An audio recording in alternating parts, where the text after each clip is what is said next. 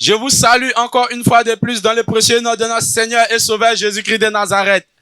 Que sa paix soit sur vous. Ce soir, je suis venu apporter une bonne nouvelle à la population de Palmeraie.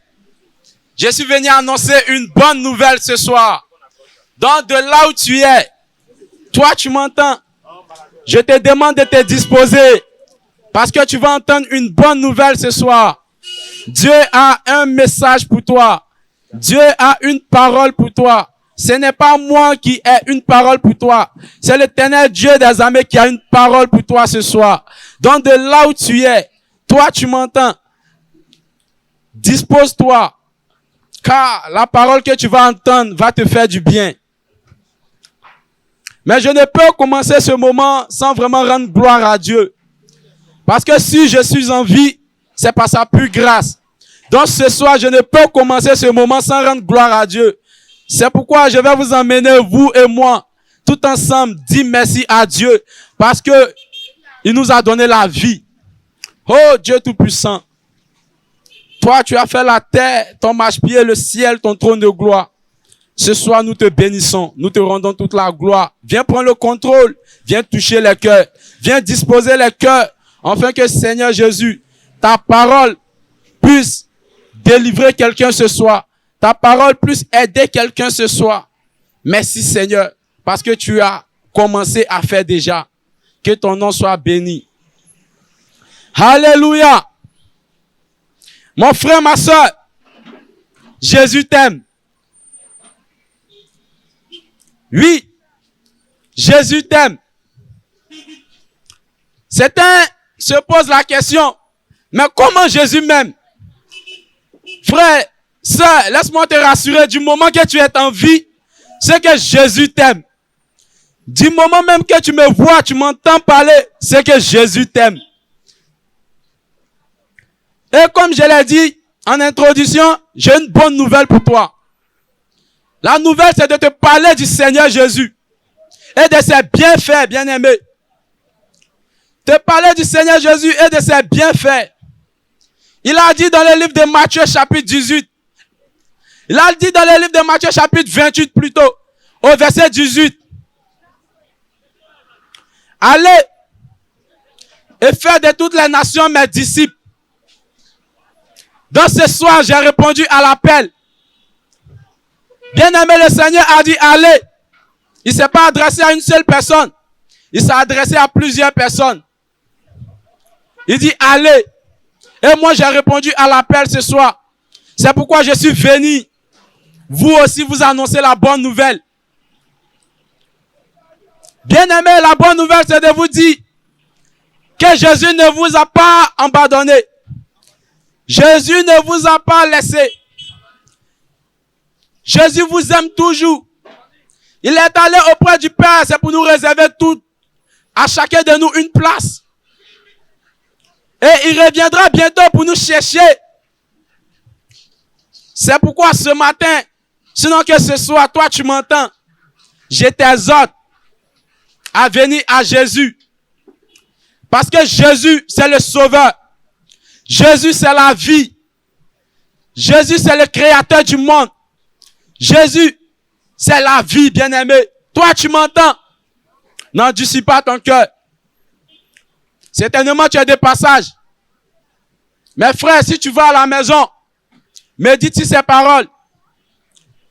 Si tu avais arrivé à un certain moment de la vie, abandonné la main de Dieu, je te prie de te réconcilier avec lui. Reviens à Jésus qui est ton premier amour. Alléluia. Bien-aimé, il a dit, allez-y partout le monde entier. Vous qui avez l'évangile, allez-y. Vous à qui j'ai donné l'évangile, allez-y annoncer à ceux qui ne me connaissent pas, à ceux qui n'ont jamais entendu parler de moi, à ceux qui ont rétrogradé, à ceux qui ont abandonné ma main. Allez-y les annoncer la bonne nouvelle. Dites-leur que je reviens bientôt. Dites-leur que je suis la vie. C'est pourquoi ce soir, je tiens ce micro et je vous annonce que Jésus revient bientôt. Mon âme est de la joie de vous annoncer que Jésus revient bientôt. Et c'est la vérité. Il revient bientôt.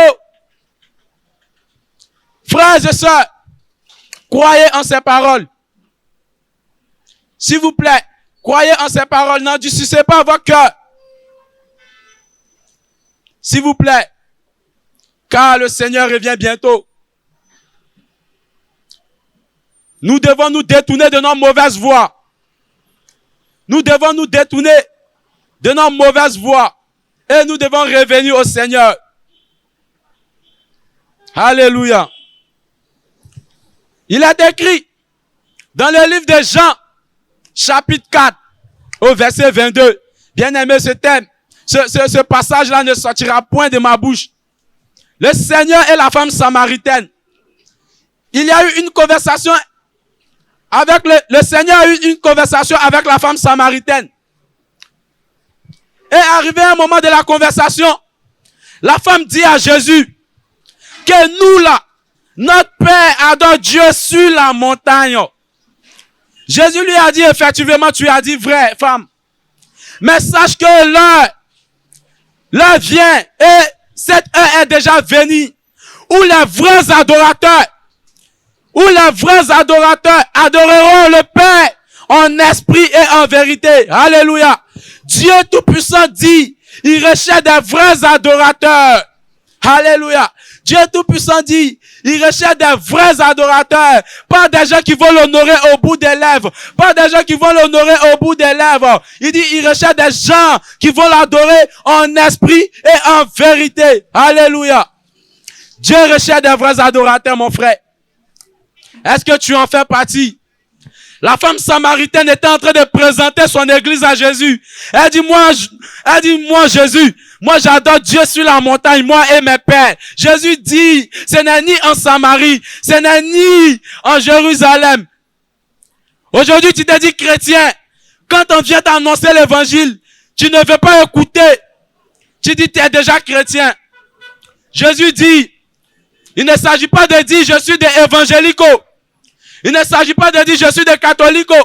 Il ne s'agit pas de dire je suis des œuvres mission. Il ne s'agit pas de dire je suis des baptisos. Il ne s'agit pas de dire je suis d'assemblée de Dieu. Bien aimé, Jésus n'est pas dans une religion. Jésus n'est pas dans une religion. Oui, je sais de quoi je parle. La femme samaritaine a indiqué son église. Elle dit, nous on adore Dieu sur la montagne. Jésus dit, femme, ça ne sera ni à Jérusalem, ça ne sera ni à Samarie, ça ne sera ni sur la montagne, ça ne sera ni dans les bois, ça ne sera ni dans les eaux. Mais, ça sera en esprit et en vérité. La femme est arrêtée, elle regarde, elle dit, waouh, qui est cet homme? Alléluia. Le Seigneur recherche des vrais adorateurs. Le Seigneur recherche des vrais adorateurs. Est-ce que ce soir, toi, tu m'entends, tu es un vrai adorateur? Plusieurs personnes sont venues voir Jésus. Seigneur, nous avons fait ceci. Nous avons prophétisé. Nous avons guéri les malades. Nous avons fait plusieurs choses en ton nom. Jésus dit effectivement, parce que dans mon nom, il y a une puissance. Toute personne qui invoque mon nom au jour de la détresse, ou bien à tout moment, je le réponds. Mais vous avez utilisé mon nom, oui, je le sais. Mais vous qui avez utilisé mon nom là, je ne vous connais pas. Il dit, éloignez-vous de moi, vous qui commettez l'iniquité. Alléluia. Je vais vous expliquer quelque chose ce soir. Je vais vous parler de l'iniquité et du péché.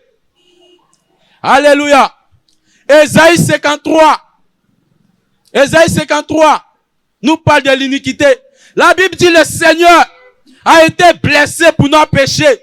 Le Seigneur a été frappé pour nos péchés. Le Seigneur a été flagellé pour nos péchés. Mais en ce qui concerne nos iniquités, le Seigneur a été brisé. Alléluia.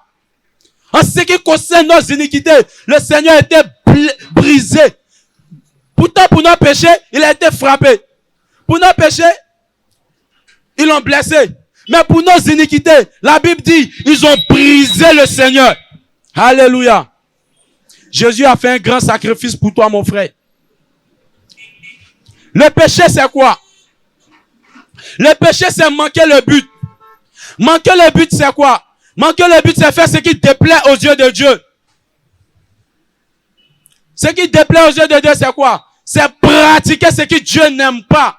Toutefois que tu te retrouves en train de pratiquer ce que Dieu n'aime pas, bien aimé, tu es dans le péché. Et c'est pour ce péché-là, la Bible dit, le Seigneur a été blessé. Le Seigneur a été frappé. Il a été flagellé. C'est pour ce péché-là, le Seigneur a été frappé. Alléluia. Bien aimé, nous devons sortir du péché. Je ne sais pas quel péché te fatigue. Mais bien aimé, aujourd'hui, tu vas sortir de ce péché-là. Je ne sais pas quel péché tu traînes pendant longtemps. Je ne sais pas quel péché tu traînes pendant longtemps. Tu n'arrives pas à sortir. Mais bien aimé, aujourd'hui sera ta délivrance. Aujourd'hui, tu vas sortir de ce péché-là. Parce que le Seigneur a été blessé pour ce péché-là. Le Seigneur a été flagellé pour ce péché-là. Alléluia. Mais la Bible dit, en ce qui concerne nos iniquités, voici encore ça devient fort. C'est quoi l'iniquité? L'iniquité, c'est ce que l'on conçoit dans son esprit. L'iniquité, c'est ce que l'on développe dans sa mentalité. Il est arrêté là, non? Tu causes avec lui. Mais ce qu'il pense de toi là, tu ne sais pas. Il est là, puis il dit, mais c'est là, il a fait comment pour la tuer même? C'est la même là, comment il a fait pour l'arracher son mari? C'est ça l'iniquité. L'iniquité, c'est ce que l'on conçoit dans son fond intérieur. La Bible dit, Jésus a été brisé pour nos iniquités. Bien aimé, l'iniquité est grave. Parce que quand quelqu'un a l'iniquité en lui, et puis tu vis à lui, c'est très grave. C'est-à-dire tu es avec lui, mais tu ne sais pas ce qu'il pense de toi. Tu vis avec lui, tu ne sais pas. Elle est ta servante, elle prépare ta nourriture, mais tu ne sais pas ce qu'elle pense de toi. Elle donne à manger à ton mari, tu ne sais pas. Tu vas au travail, mais tu ne sais pas ce qu'elle fait à tes enfants. Tu ne sais même pas. C'est pour vous interpeller aussi, vous les mamans. Ne criez pas sur les servantes, parce que c'est elle qui prépare pour toi. Si tu la fais mal là, elle va te faire mal aussi. Ah, servante là, c'est enfant de quelqu'un. Tu lui parles mal, elle va te parler mal. Ah, toi aussi. Alléluia. La Bible dit Jésus a été brisé pour nos iniquités. Il a été brisé pour nos iniquités. L'iniquité, c'est ce que l'on conçoit dans son esprit. David était là et il a commis l'iniquité. Il a convoité la femme de Uri. La jeune femme était là, elle ne savait pas ce que David pensait d'elle. Déjà, David la voulait pour épouse. Et il a commis l'iniquité. Et après, s'est trouvé dans le péché. Bien-aimé, Dieu veut que nous sortons du péché. Dieu veut que nous sortons du péché. La Bible dit le salaire du péché, c'est la mort. Si tu ne le sais pas, je t'informe. Le salaire du péché, c'est la mort. Mais Dieu nous a fait un don qui est gratuit. Dieu nous a donné un don gratuit. La Bible dit, mais le don gratuit de Dieu, c'est la vie éternelle. Peut-être qu'une personne ne sait pas, mais je t'informe ce soir que le don gratuit de Dieu, c'est la vie éternelle. Amen. Nous devons sortir du péché. Le péché n'est pas plus fort que toi. Tu sais pourquoi? Parce que tu as l'image de Dieu. Et tu sais pourquoi? Dieu t'a donné une puissance. Dieu t'a donné le pouvoir de marcher sur les serpents et les scorpions. Il dit de dominer sur tout puissant des ténèbres. Et rien ne pourra te nuire. Alléluia. Le péché que tu traînes depuis longtemps n'est pas plus fort que toi. Toi, tu m'entends. Je ne sais pas combien d'années tu traînes ton péché. Mais je t'informe que ce soir, tu seras délivré. Donc, je suis en train de vous parler en quelque sorte de l'iniquité, de ce qui sert l'iniquité et de ce qui sert le péché. Je récapitule rapidement. J'étais en train de vous dire que le péché, c'est manquer le but. Manquer le but, c'est faire ce que Dieu n'aime pas. Qu'est-ce que Dieu n'aime pas? Dieu n'aime pas le mensonge. Dieu n'aime pas le vol. Dieu n'aime pas l'adultère. Dieu n'aime pas l'impudicité. Frères et sœurs, toutefois que tu te retrouves dans ces choses-là, tu es dans le péché. Toutefois que tu te retrouves en train de pratiquer ces choses-là, tu es dans le péché. Dieu veut que nous sortons du péché. La Bible dit, Dieu ne chasse pas le pécheur. Dieu ne rejette pas le pécheur. Au contraire, Dieu aime le pécheur. Mais ce que Dieu n'aime pas, c'est le péché qui est en nous là, Dieu n'aime pas. Le péché qui habite en nous là, Dieu n'aime pas. Dieu veut habiter en nous. Il y a des gens qui ont besoin de Jésus dans la vie, mais ils ne veulent pas sortir du péché. Bien-aimé, ton corps là doit recevoir une seule personne. Ton corps doit recevoir une seule personne. Et tu dois faire un choix. Soit c'est Jésus, soit c'est le péché. Et si tu appelles Jésus dans ta vie, c'est que le péché doit sortir. Si tu appelles Jésus dans ta vie, le péché doit sortir de ta vie. Parce que Jésus est un Dieu jaloux. Il ne se partage pas. Dieu est un Dieu jaloux. Il ne se partage pas. Vous pensez que votre mari est jaloux. Vous pensez que votre femme est jaloux. Jésus est plus jaloux que vous. Il dit, partage pas sa gloire avec quiconque. Alléluia. Frères et sœurs, nous devons sortir du péché. Nous devons sortir du péché. Et nous devons nous apprendre à aimer. On doit s'aimer les uns aux autres, bien-aimés. Apprenons-nous à nous aimer les uns aux autres. Arrêtons de pratiquer l'iniquité envers les autres. Arrêtons de pratiquer l'iniquité envers les autres, bien-aimés. Aimons-nous les uns aux autres. Tout comme Jésus nous a aimés. Jésus nous a aimés d'un amour sincère et vrai. Jésus, son amour n'était pas un amour hypocrite. Jésus, son amour, c'était pas un amour plaisantais. Jésus nous a aimés d'un amour sincère. Jésus nous a aimés d'un amour vrai. C'est pourquoi il a payé le prix à la croix. Il a payé le prix afin que quiconque croit en son amour, quiconque croit en son nom, quiconque croit en son sacrifice, ait la vie éternelle. Alléluia. Dieu vous aime, mes frères. Ma soeur, Dieu t'aime. Reviens à Jésus. Il te tend toujours la main. Tu penses qu'il est encore tard. Tu penses qu'il est encore tard. Bien-aimé, n'est pas encore tard de venir à Jésus. Pendant que tu vis, tu peux revenir encore à Jésus. Pendant que tu respires, tu peux revenir encore à Jésus. Jésus est un Dieu d'amour. Jésus n'en pardonne pas ceux qui viennent à lui. Jésus ne met pas dehors ceux qui viennent à lui. Jésus nous aime. Alléluia. Apprenons à nous aimer. Apprenons à pratiquer l'amour envers les autres. Jésus nous aime. Donc, comme je vous le disais, mes frères et sœurs, nous devons sortir de l'iniquité. Nous devons sortir du péché. Ayons de bonnes pensées vers nos frères et sœurs. Ayons de bonnes pensées. Et arrêtons d'être des religieux. Tu dis, tu as 20 ans d'années de chrétienté. Mais quand on vient vers toi pour te parler du Seigneur, tu n'es pas prêt à nous accepter. Tu dis, vous là, vous êtes des marmailleurs. Tu dis, vous là, c'est la même chose là. On vous connaît. Bien aimé, on n'est pas la même chose. Acceptons Jésus. Quand nous venons vous parler du Seigneur, bien aimé, c'est pas parce qu'on n'a rien à faire. C'est pas parce qu'on est trop rassasié. C'est parce qu'on a répondu à l'appel. Ce n'est ni par nous-mêmes nos propres forces. Ce n'est ni par nous-mêmes nos propres forces. C'est un ordre qui nous a été donné. Dieu nous a donné un ordre. Il dit, allez-y. Et nous, on a obéi à cet ordre-là. C'est pourquoi vous nous voyez ici ce soir. C'est pourquoi vous nous voyez ici ce soir.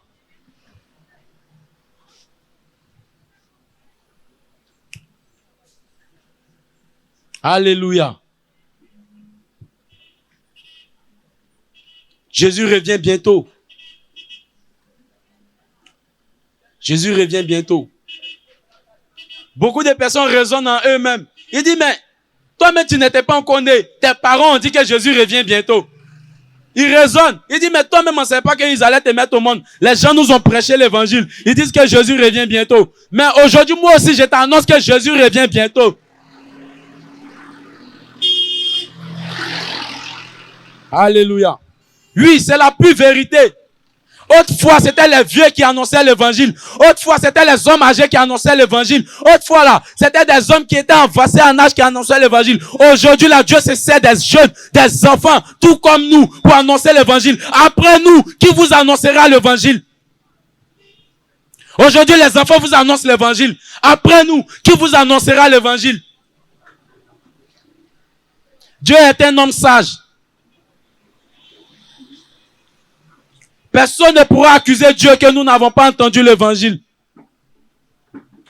Parce que Dieu va te dire qu'un enfant a prêché l'évangile, c'est parce que tu n'as pas voulu écouter ce jour-là.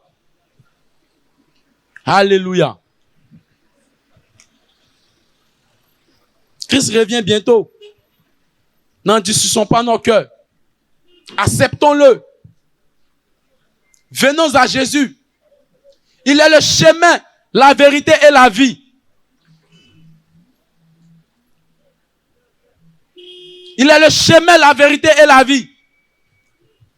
Toute personne qui vient à lui aura la vie. Il a dit à la foule, ne me suivez pas à cause de la nourriture qui périt. Il a dit à la foule, ne me suivez pas parce que j'opère les miracles. Il a dit à la foule, ne venez pas derrière moi parce que vous avez entendu que j'ai fait des miracles. Beaucoup de chrétiens vont à l'église à cause des miracles. Bien aimé, le miracle là, c'est vrai, c'est important. Mais ce miracle là, est-ce que ça peut te sauver? Tu peux avoir le miracle dans ta vie, mais est-ce que le miracle peut te sauver? Le miracle ne sauve pas. Le miracle ne sauve pas. Jean chapitre 6. La Bible dit, au verset 2 de Jean chapitre 6, une grande foule le suivait. Une grande foule le suivait parce qu'elle voyait les miracles que Jésus opérait. Bien aimé, dans nos églises est remplie de la foule aujourd'hui. Notre église est remplie de la foule. C'est la foule qui est dans notre église. Parce que quoi? Ils sont à la recherche du miracle. Ils sont à la recherche du lait et du miel. Ils sont à la recherche du miracle. Bien aimé. Mais j'ai envie de vous poser une question. Est-ce que le miracle sauve? C'est Jésus qui sauve. Et arrivé un moment, Jésus dit à la foule, hey, regardez-moi, écoutez-moi bien. Ne me suivez pas à cause du miracle. Ne me suivez pas à cause du pain que je suis en train de multiplier. Ne me suivez pas à cause du poisson. Suivez-moi à cause de ma parole. Et celui qui veut me suivre, faudra qu'il mange ma chair. Faudra qu'il boive mon sang. La Bible dit la foule a trouvé que la parole de Jésus était trop dure à entendre. La parole de Jésus était trop dure à supporter. La foule a trouvé que comment on peut manger la chair d'un homme? Comment on peut boire le sang d'un homme? Non, Jésus c'est un vampire. Nous là, on va pas le suivre. Et c'est ainsi que la foule s'est retournée derrière Jésus. Bien aimé, Jésus n'est pas à la recherche de la foule. Il se retourne, il regarde derrière lui. Il ne voit que 12 personnes. Il dit, mais, et vous les 12 là, vous ne partez pas aussi? Il y a un homme qui me marque trop dans la Bible, Simon Pierre. Il prend la parole. Il dit, à qui rions-nous? À qui rions-nous? Toi, tu as les paroles de la vie. À qui rions-nous? Toi, tu es le sauveur de l'humanité. À qui rions-nous? Toi, tu as la vie en toi. À qui rions-nous? Alléluia. La foule s'est retirée de Jésus. J'ai compris que Jésus n'a pas besoin de la foule. C'est pourquoi il a dit dans sa parole encore, là où 2 ou 3 sont réunis en son nom. Là où 2 ou 3. Il n'a même pas dit 5. Il dit là où 2 ou 3 sont réunis en son nom. Jésus n'a pas besoin de la foule. Nos églises sont remplies de la foule aujourd'hui. Tu vas dans une église, tu ne vois pas assez de fidèles, tu dis le pasteur n'est pas fort parce qu'il n'a pas assez de fidèles. Tu t'en vas dans une église où il y a beaucoup d'hommes, tu te dis que non, là-bas, il y a un miracle. Bien aimé, Satan travaille aussi. Satan a son église. Satan a ses messagers. Satan, il a ses collaborateurs, il a ses pasteurs. Satan a des églises aussi. Et l'église de Satan est remplie de la foule, laissez-moi vous dire. L'église de Satan n'enseigne pas, c'est rien que du miracle. Jésus, quand il était sur la terre là, il ne faisait pas seulement le miracle. Jésus était un bon enseignant. Jésus était un bon enseignant. Il enseignait la bonne nouvelle. Il enseignait la parole. Et par moment même, Jésus renvoyait la foule. La foule qui suivait Jésus là. La Bible dit par moment, Jésus les renvoyait. Bien aimé, là où il y a la foule, il y a du bruit. Regardez, le monde est rempli de la foule. Le monde est rempli du bruit. Le monde est rempli de la foule, il y a trop de bruit. On a comme l'impression que dans le monde, tout est rose. Bien aimé, c'est faux. Dans le monde, tout est noir. Rien n'est rose dans le monde. Tout est noir. Tout ce que vous voyez là, c'est dans le noir. Bien aimé, vous pensez que vous êtes à l'aise. Vous n'êtes pas à l'aise, au contraire, vous souffrez. Revenez à Jésus, s'il vous plaît. Je vous en supplie. Écoute-moi, toi, tu m'entends. Que tu sois chrétien, que tu sois musulman, frères et sœurs, tu feras le jugement. Écoute-moi, que tu sois chrétien ou musulman, tu feras le jugement. Beaucoup n'ont pas conscience du jugement. Beaucoup n'ont pas conscience du jugement. Le jugement, elle existe. Et elle attend tout et chacun d'entre nous. Alléluia. Toi, tu m'entends. Tu entends ces paroles. Bien-aimé, détourne-toi de tes mauvaises voies. Bien-aimé, change d'attitude. Bien-aimé, reprends ton contrat avec le Seigneur. Si tu étais dans l'intercession, si tu étais dans l'évangélisation, et à un certain moment de la vie, tu as abandonné toutes ces choses, retourne à Jésus. Reprends. Reviens à ton poste. Jésus t'attend. Alléluia. Le monde est juste du noir. Revenons à Jésus. La fin des temps approche. Nous ne savons ni l'heure ni le jour. Toi, tu m'entends? C'est vrai, tu es en train de travailler. Mais je suis sûr que tu m'entends. Écoute-moi bien. Écoute-moi bien. Le jugement, elle est bien et bien vraie. Et nous ferons le jugement. Ayons conscience du jugement. Ayons une idée du jugement. Le jugement, elle existe. La Bible dit nous serons jugés selon nos actes. La Bible dit nous serons jugés selon nos actions. La Bible dit nous serons jugés selon nos actes et nos actions. Alléluia. C'est pas parce que tu es parti à l'église que tu seras au paradis. Non. C'est pas parce que tu as chanté à l'église que tu seras au paradis. Non. C'est pas parce que tu as balayé le temple que tu seras au paradis. Non. La Bible dit nous serons jugés selon nos actes. Alléluia. Quelle action tu poses vis-à-vis de tes frères et sœurs? Est-ce que tu aimes ton prochain? Est-ce que tu aimes ta sœur? Est-ce que quand tu fais par là-bas, tu te dis, mon frère, faut laisser tomber? Est-ce que tu laisses tomber? Il y a des gens qui se battent aujourd'hui, tu dis, mon frère, faut laisser tomber. Il dit, tant que son sang n'est pas versé là, lui, là, il s'arrête pas. On dit, mon frère, faut laisser. Il dit, non, tant que mon sang là, ou bien son sang n'est pas versé, ne le laisse pas. Il s'en va faire par là-bas, on le gifle là-bas, on le blesse encore. Mais on dit, c'est bon, il dit, non, il ne laisse pas. Alléluia. Apprenons à nous aimer. Apprenons à nous aimer. Jésus revient bientôt. Nous ne sommes pas venus faire du folklorie. Nous ne sommes pas venus faire du folklorie. Nous ne sommes pas venus nous montrer parce que vraiment on a des appareils. On veut tellement parler de Dieu. Non. On a répondu à l'appel du Seigneur. Il a dit, allez-y partout le monde entier. Annoncer la bonne nouvelle. Nous, on a répondu à l'appel. Yes. Je ne sais pas, mais la Bible dit, allez-y. Allez-y là. Ça s'adresse pas à nous seulement. Ça s'adresse à tout le monde entier. Même toi, tu m'entends. Tu dois remplir aussi ta part. Même toi, tu m'entends. Tu dois remplir aussi ta part. C'est pas parce que tu travailles dans un magasin que tu vas dire que tu peux pas évangéliser. Achète-toi des prospectus. Achète-toi des prospectus. Si ta cliente vient là, tu lui donnes puis tu dis Jésus t'aime. Tu peux le faire. Il y a certaines personnes que Dieu a emmenées à aller en plein temps. Il y a certaines personnes que Dieu a appelées pour être dans les villages, dans les villes. Mais il y a certaines personnes que Dieu a appelées pour rester sur place, pour parler de lui. Tu peux t'acheter des prospectus. Tu mets dans ton magasin. Un client vient. Tu dis, mon frère, tiens, Jésus t'aime. Tu as rempli ta part. Alléluia. Jésus nous aime. Jésus nous aime. Je vais lancer un appel. Certainement, j'ai pas parlé beaucoup. Pour certains, j'ai parlé beaucoup. Pour certains, j'ai pas parlé beaucoup. Mais de là où toi tu es, tu m'entends. Nous sommes là jusqu'à peut-être 20h ou 22h. Mais toi, tu nous as entendus. Tu veux faire la paix avec le Seigneur. Bien-aimé, nous sommes là. Après, tu peux venir nous voir de côté. Toi, tu veux revenir à Jésus. Nous sommes là. Après, tu peux venir nous voir de côté. Je vous en supplie.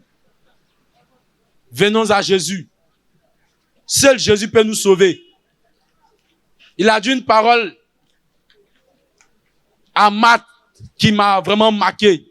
Il dit, Marthe, ne t'ai-je pas dit que je suis la résurrection? Marthe ne croyait pas que Jésus pouvait ressusciter Lazare. Il dit, Marthe, je suis la résurrection. Ne t'ai-je pas dit? Si tu crois, tu verras ma gloire. Jésus est la vie. Jésus est le chemin. Jésus est la vérité. Venons à Jésus, s'il vous plaît. Que Dieu vous bénisse. Que sa paix soit sur vous. Que le bonheur et la grâce vous accompagnent tous les jours de votre vie. Que Dieu dresse une table en face de vos ennemis. Qu'il ouvre un de votre tête. Alléluia. Je prie pour vous qui m'avez entendu. Seigneur Jésus, je te confie tes enfants. Que la petite parole que j'ai laissée ce soir, Seigneur Jésus, parle sur le trône de leur cœur. Seigneur Jésus, que cette petite parole-là, Seigneur Jésus, vraiment produit du fruit. Je prie que, Seigneur Jésus, tu les visites ce soir. Tu les visites à la maison, partout où ils seront. Que cette parole-là les fasse du bien, afin qu'ils se détournent de leur mauvaise voie et ils reviennent à toi. Que le bonheur et la grâce soient les partages. Au nom de Jésus que j'ai prié. Amen.